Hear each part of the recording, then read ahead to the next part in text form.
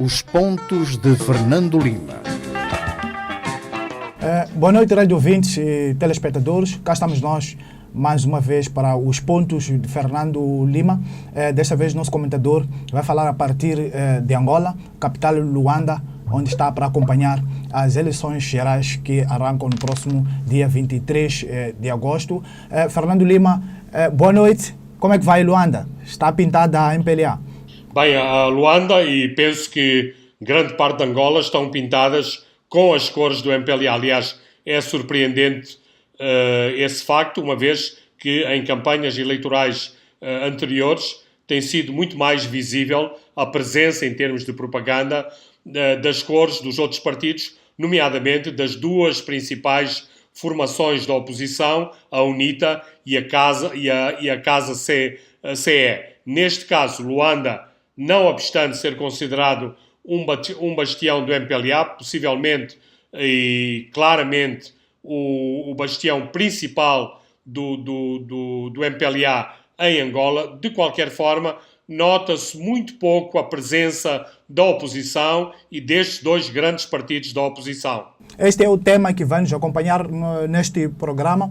Fernando Lima, vamos ao facto da semana. Escolheu o Feijão Boer, em que o encarregado o primeiro secretário da Embaixada da Índia em Moçambique diz que numa primeira fase as restrições de exportações não abrangem Moçambique. Este é um tema muito, muito importante, sobretudo para o Moçambique rural e sobretudo para o Moçambique centro-norte, porque é no centro-norte de Moçambique que há a grande produção de feijão boer, aquilo que também podemos falar em termos de lentilhas e também aquilo que na Índia é conhecido como dal turk. Portanto, esta é a comida principal dos indianos, é o equivalente para os indianos da Shima para os moçambicanos. Ora, calcula-se que este ano haja uma produção camponesa na ordem dos quase 300 mil toneladas de lentilhas e, essencialmente, estas lentilhas destinam-se todas para a exportação para a Índia. Ora, acontece que a Índia tem também uma produção recorde e o governo indiano impôs restrições à importação de lentilhas. No caso de Moçambique, e de acordo com a Embaixada Italiana, de acordo com a Embaixada Indiana, Moçambique não vai ser afetado por estas restrições, uma vez que existe um memorando de entendimento entre os dois governos para a exportação de 200 mil toneladas de lentilhas. Aqui resta saber se Moçambique apenas poderá exportar 200 mil toneladas ou se poderá exceder este quantitativo. Para já, esta é uma boa notícia, embora haja algumas outras más notícias associadas ao feijão boer. Como há uma grande produção de feijão, como há uma grande produção de lentilhas, este ano os preços, inclusive há locais onde se está a pagar abaixo dos 10 meticais por quilo de feijão boer, quando o ano passado o mesmo quilo esteve, em algumas situações, nos 50 meticais. Mas para já, uma boa notícia, a Índia não impõe restrições à exportação do feijão boer a partir de Moçambique. Fernando Lima, vamos agora ao nosso primeiro tema, que tem a ver com as eleições em Angola, que arrancam próxima quarta-feira, dia 23 de agosto. Alguns analistas dizem que estas serão as eleições mais disputadas de sempre em Angola. Acha, Fernando Lima, que já está aí há uns 2-3 dias, acha que este será o primeiro abanão político para o MPLA? É possível, mas não é concludente este tipo de análise. E porquê que é possível?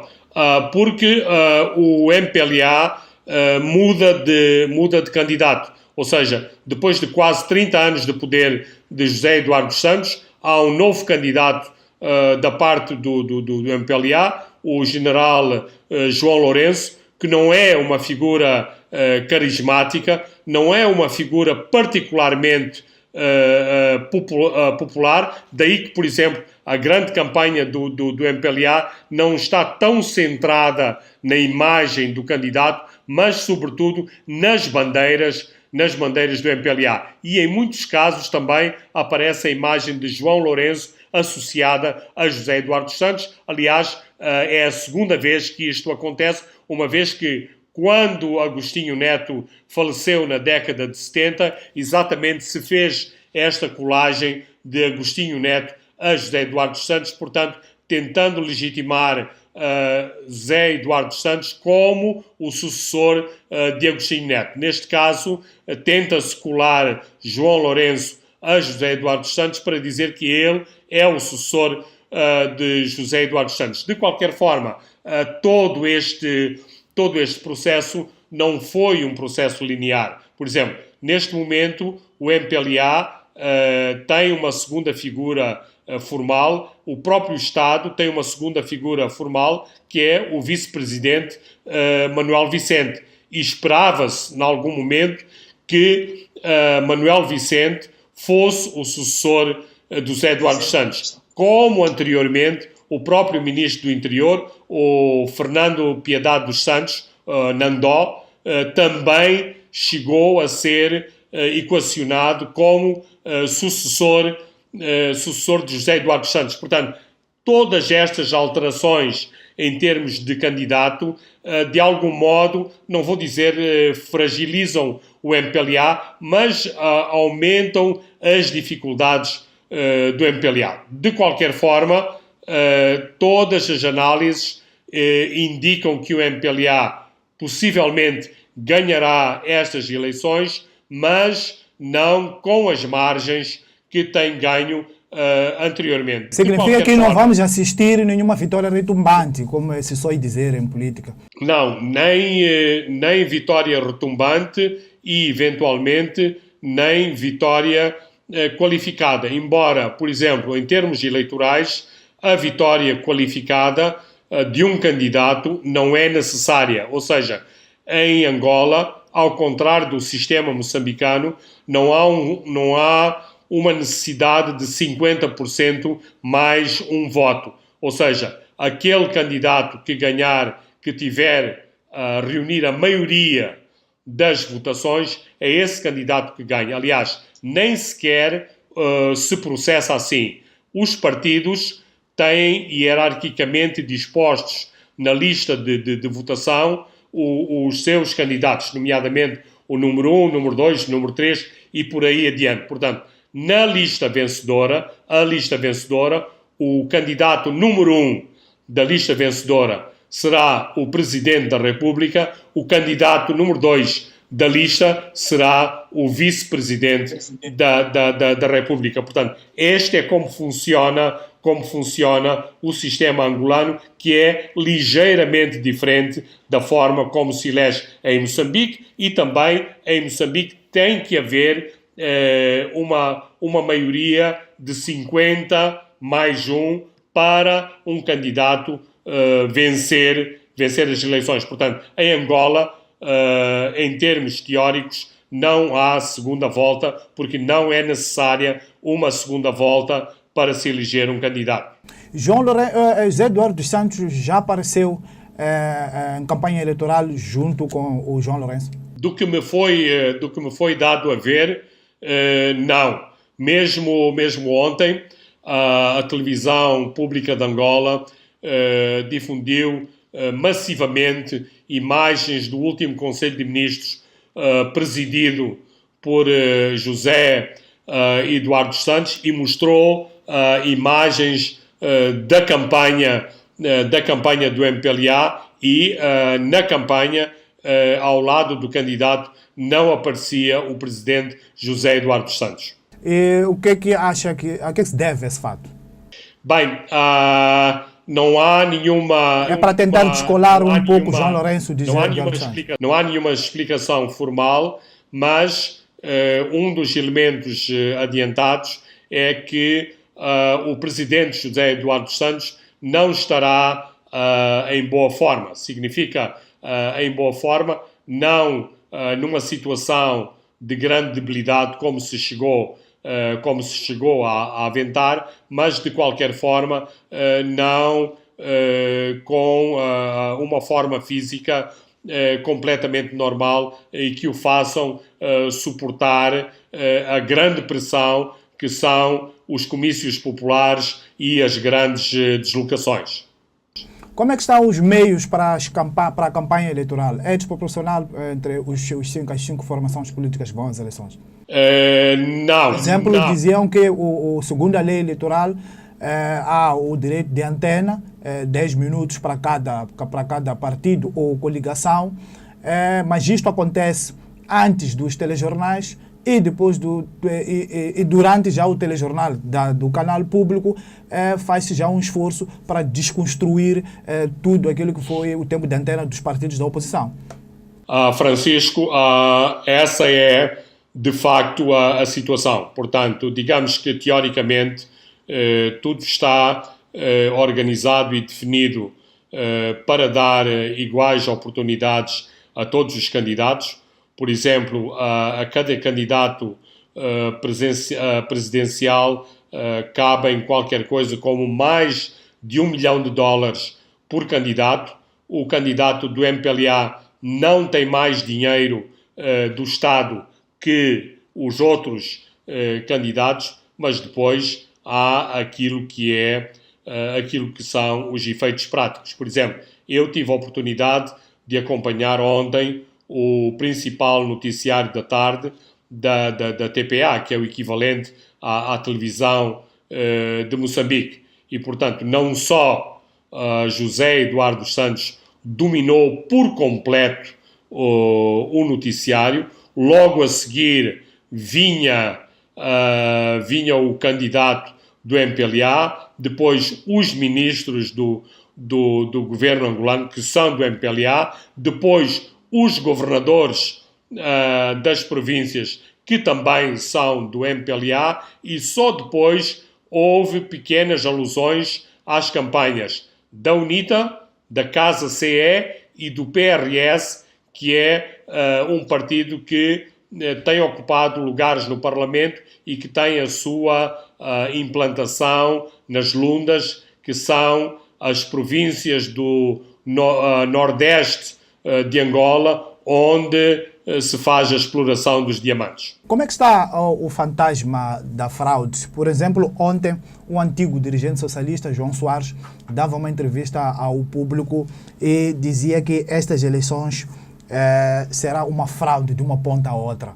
Está aí em Luanda, como é que sente esta questão? Bem, eu penso que o senhor João Soares não é a pessoa mais credível para falar de fraude e possibilidade de fraude, uma vez que são conhecidas as suas claras simpatias para com a UNITA. Mas o fantasma da fraude, o fantasma das irregularidades eleitorais paira sobre estas eleições e como é tradicional, são os partidos da oposição que mais esgrimem este argumento. Não só a possibilidade de fraude no ato eleitoral, como também todos os procedimentos que têm acontecido antes das eleições e que tornam o MPLA mais favorito. Por exemplo, uma das questões que tem sido muito questionada é a questão dos observadores eleitorais internacionais, em que o MPLA, estou a dizer incorretamente o MPLA, portanto, o governo de Angola, via Comissão Nacional Eleitoral, tem dificultado a presença de observadores internacionais, nomeadamente os observadores da União Europeia. Não é um preconceito falarmos da observação da União Europeia, mas há o sentimento de que uma equipa de observadores da União Europeia será muito mais agressiva, será muito mais atenta aos fenómenos da fraude e da irregularidade do que outras delegações, nomeadamente, e eu digo isto com bastante pesar, nomeadamente das organizações que vêm de instituições africanas, à exceção do Parlamento Pan-Africano. E porquê a exceção do Parlamento Pan-Africano? Exatamente porque a delegação de observação eleitoral do Parlamento Pan-Africano não não integra apenas elementos, ou seja, deputados que pertencem aos partidos governamentais africanos. Integra muitos deputados que são filiados noutras composições partidárias, nomeadamente da oposição, e isto faz com que esta delegação do Parlamento seja muito mais crítica. No passado, nós vimos que as delegações, quer da SADC, quer da União Africana, tinham muito pouco peso, ou seja, muito pouca massa crítica em relação à observação eleitoral. De qualquer forma, por exemplo, a delegação da União Africana é chefiada pelo antigo primeiro-ministro de Cabo Verde, não obstante ser um elemento do PAICV, um aliado tradicional do MPLA. Em Cabo Verde, as questões de transparência, a noção de independência e de transparência têm um sentido muito mais elevado do que na maioria dos países africanos e, portanto, espera-se que José Maria Neves consiga imprimir também este cunho de transparência e independência à delegação da União Africana, mas há muita gente na União Africana que está ligada aos partidos no poder, nomeadamente aqui na África Austral. Então, a União Europeia vai participar aí com uma pequena missão de peritos.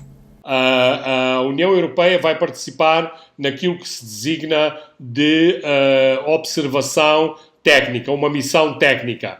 Poderá observar, poderá tomar as suas notas, mas não fará qualquer conferência de imprensa, não emitirá qualquer comunicado público. Portanto, todas as observações da União Europeia serão partilhadas em privado pela União Europeia, pelo governo de Angola e, portanto, pelos governos que integram a União Europeia.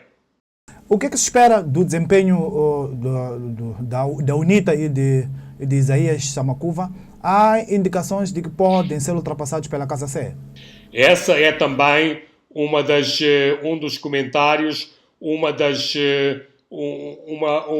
hipóteses. Ou seja, mesmo que a Belchivucovuco e a Casa CE não ultrapassem a UNITA, espera-se que a Belchivucovuco, que é o número 1 da lista da Casa CE e que é ele próprio uma dissidência da UNITA, se quisermos, embora cada país tenha o seu contexto histórico e a sua herança histórica, a Casa CE em Moçambique seria o MDM. Mas espera-se que a Casa CE e a Belchivucovuco tenham um bom desempenho e acusa-se a UNITA de não ter feito a renovação, nomeadamente que Isaías Samakuva deveria ter dado o seu lugar a um candidato mais jovem e a um discurso de mudança e a um discurso de renovação que fosse mais apelativo para o eleitorado angolano.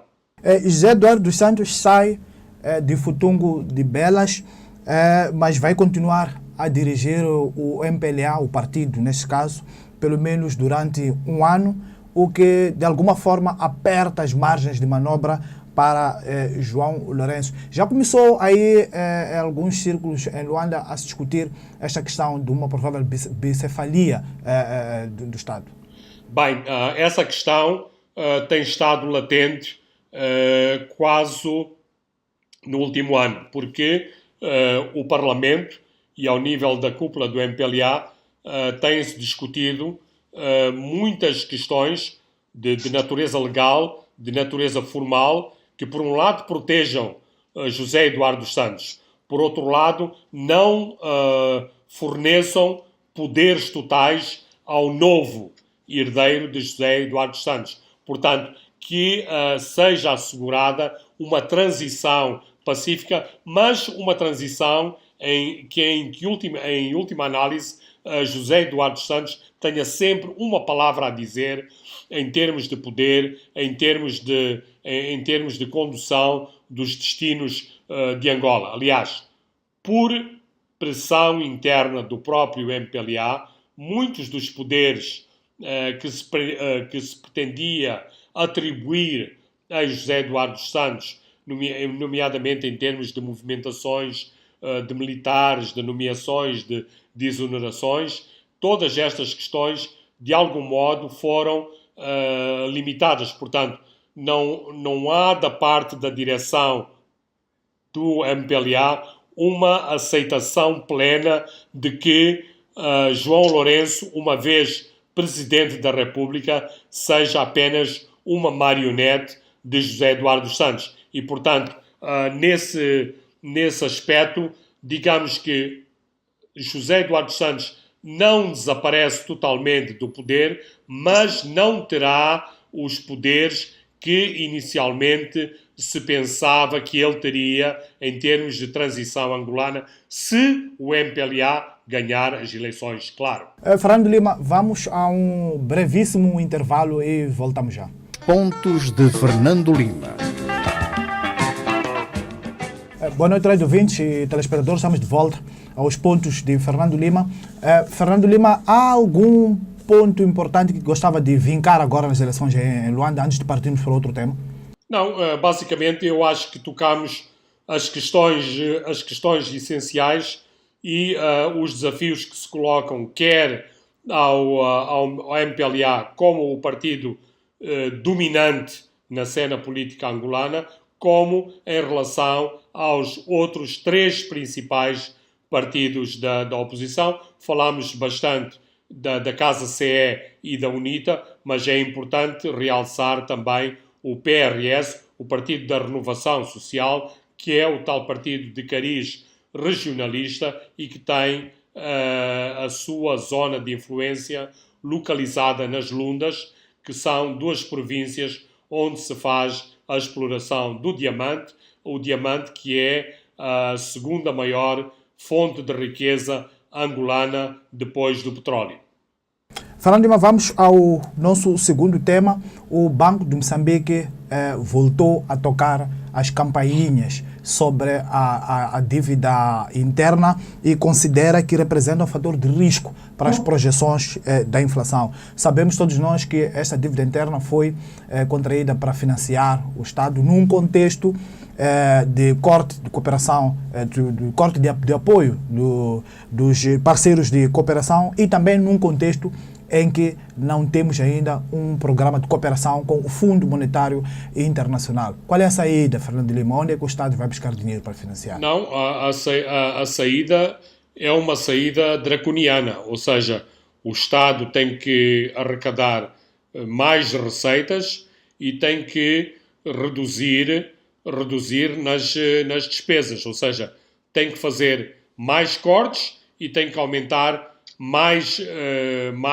receitas. As receitas nós sabemos que são, sobretudo, as receitas dos impostos diretos, dos impostos indiretos e, eventualmente, uma bacela de fim do ano, se cair alguma mais-valia das transações derivadas dos grandes projetos. Mas isto não é certo, uma vez que os grandes projetos fazem rodear as suas transações de um grande aparato jurídico-legal, exatamente para afastar essa possibilidade de pagarem mais-valias ao governo de Moçambique. No lado da despesa, claro que isto é, como se costuma dizer, o governo está colocado entre entre a frigideira e uma rocha. Portanto, significa que também as opções não são simpáticas, uma vez que o corte nas despesas aumenta o descontentamento, por exemplo, nos funcionários públicos, e os funcionários públicos são tradicionalmente um dos suportes do presente governo e do partido. O próprio Fundo Monetário Internacional, que compartilha da opinião do Banco de Moçambique, toca exatamente neste ponto, na questão da folha salarial, que é preciso ser reduzida, que é uma das maiores da África subsaariana. Claro, mas o governo tem feito ouvidos de mercador a essa sugestão, mas tenta, e eu acho que demagogicamente, sugerir que o FMI está a sugerir... Estamos com oscilação cortes nos salários dos funcionários públicos. Dos funcionários públicos. Eu dizia que o FMI compartilha dos alertas do Banco de Moçambique sobre o risco da dívida interna e também defende que é preciso que haja a redução das isenções tributárias e também é preciso reduzir os gastos, todo o pacote de gastos correntes e, sobretudo, na questão da folha salarial, que é uma das maiores da África subsaariana. Exato. E digamos que aqui é preciso também ver a questão se o Ministério da Economia e Finanças estará totalmente em sintonia com o Banco de Moçambique. A minha percepção é que o Banco de Moçambique está muito preocupado com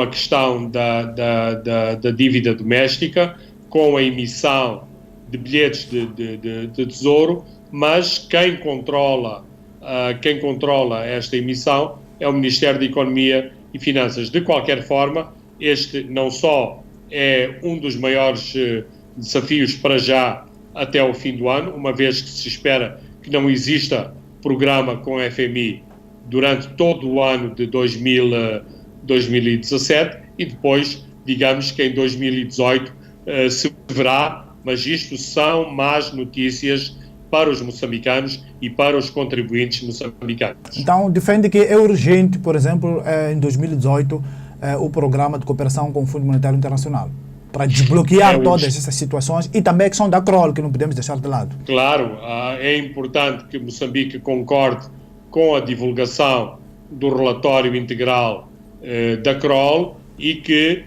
forneça, eventualmente, mais elementos à CROL, que por sua vez os fornecerá à comunidade doadora. Portanto, significa que a pressão sobre o governo de Moçambique é exercida em vários domínios e em várias instâncias. Estamos em crise com a dívida interna e houve há pouco tempo o aumento dos preços de energia e o Fundo Monetário Internacional aplaude estes aumentos. Fernando Lima, isto não é passível de provocar tensões sociais e que Moçambique se resume em termos pneus a arder nas ruas? Bem, em relação aos pneus, não sei, pelo seguinte, Moçambique, ou a maneira como se mexeram nas taxas, procurou-se que as pessoas de rendimento mais baixo não fossem muito prejudicadas com as taxas. Aliás, nós vemos que é a chamada classe média moçambicana que aparece mais crítica sobre essas mudanças na eletricidade e, portanto, também esse mesmo segmento de população procura tirar dividendos políticos desse tipo de aumentos. A questão é de se verificar se de facto os mais desfavorecidos são abrangidos na totalidade e na plenitude pelas taxas bonificadas, que são o escalão mais baixo da eletricidade de Moçambique, e depois que a chamada classe média pague pelos aumentos da energia. De qualquer forma, a questão dos subsídios tem sido o grande cavalo de batalha das negociações entre o Fundo Monetário Internacional e o Governo. Isto significa que, nesta parte, pelo menos, o Governo tem estado a cooperar com o FMI e, por isso mesmo, a quase simultaneidade com que o FMI saudou a medida tomada pelo Governo de Moçambique. Aliás, esperam-se mais mexidas nas taxas da eletricidade, as taxas de eletricidade devem sofrer aumentos de cerca de 30% até ao ano de 2018, porque só assim aqui se considera, naqueles setores que fazem as contas em relação à energia, que a EDM estará a aplicar uma taxa com o mínimo de critérios competitivos, porque no atual cenário, quem engolia todos os prejuízos, quem fazia o subsídio social à população de Moçambique em relação ao fornecimento de energia é exatamente a eletricidade de Moçambique. E o argumento é que isso deve ajudar a limitar as perdas operacionais da eletricidade de Moçambique, mas os críticos olham para este aumento porque no passado, há bem pouco tempo, o próprio Conselho de Administração se aumentou salários e isso parece também não caiu bem na opinião pública com este aumento dos preços de energia. Não, infelizmente o governo de Moçambique, as paraestatais moçambicanas, ou seja, as empresas públicas moçambicanas, nestas coisas dão muitos tiros nos pés e depois não sabem gerir comunicacionalmente as medidas de gestão que tomam. E a questão do aumento do preço da energia não tem muito a ver com outros problemas de gestão que a eletricidade de Moçambique tem, nomeadamente das suas perdas, da estrutura de custos da própria empresa e das negociações setoriais ou das negociações que a EDM tem com outros parceiros, nomeadamente com os vários parceiros que fornecem energia à EDM. Alguns desses parceiros são empresas que têm acionistas com fortes ligações ao Partido Frelimo, o que não deixa de ser uma ironia, ou seja, acionistas do Partido Frelimo que financiam ou vão buscar lucros no fornecimento, na venda de energia elétrica à Companhia de Estado, que é suposta de providenciar eletricidade para todos os moçambicanos. Portanto, aqui há várias componentes que é preciso equacionar. E a questão do aumento da energia, das tarifas de energia, não obstante, tendo em conta estes vários escalões, não resolve totalmente os problemas da gestão desta companhia do Estado moçambicano. Fernando Lima, vamos ao nosso último tema, a Associação de Comércio, Indústria e Serviços, a ACIS, diz que a Polícia Municipal está a extravasar o seu âmbito. Isto porque recentemente a Polícia Municipal veio ao público a dizer que vai fiscalizar viaturas particulares. Fernando Lima, estamos perante, parece-me, que uma polícia que não tem agenda. Bem, parece que a agenda principal das polícias é a extorsão desenfreada dos moçambicanos, neste caso, os moçambicanos que têm viaturas. Não obstante ser importante que as viaturas que circulam nas vias moçambicanas estejam em condições, tenham as suas taxas em dia, as suas licenças em dia, não é de todo displicente assinalar que quer as diferentes polícias de proteção, vulgo cinzentinhos, polícia de trânsito, polícia municipal, quando se fazem à estrada, é no sentido de extorquir dinheiro aos automobilistas, não tanto exercer uma influência pedagógica sobre os automobilistas no sentido de precaver o acidente, no sentido de precaver a má condução, a condução sobre o efeito do álcool. E por isso mesmo, quando há estas medidas, quando os cidadãos são surpreendidos com essas medidas, a reação não é positiva, a reação é muito negativa. E a questão de fundo existem muito mais atribuições importantes para a Polícia Municipal do que estar na rua a fiscalizar os carros. Isto deveria ser deixado exatamente para a polícia de trânsito, porque, inclusivamente, ao nível do Ministério do Interior, se tenta fazer esta separação de atividades. Ou seja, a polícia de rua, a polícia de giro, a polícia as unidades de intervenção rápida ocupam-se de determinadas tarefas e o polícia de trânsito é que deve fiscalizar o tráfego e fiscalizar a capacidade ou as condições das viaturas e das pessoas que conduzem as viaturas nas estradas moçambicanas. Esta interpelação da ASIS, depois da própria ASIS, ter, no ano passado, pedido a declaração de inconstitucionalidade da norma que permitia, que possibilitava o ministro que tutela a área do trabalho de anular unilateralmente contratos de trabalho de cidadãos estrangeiros sem direito ao contraditório. Estamos a ver esta ASIS a dar uma lição de cidadania. Exatamente. Esta é outra componente importante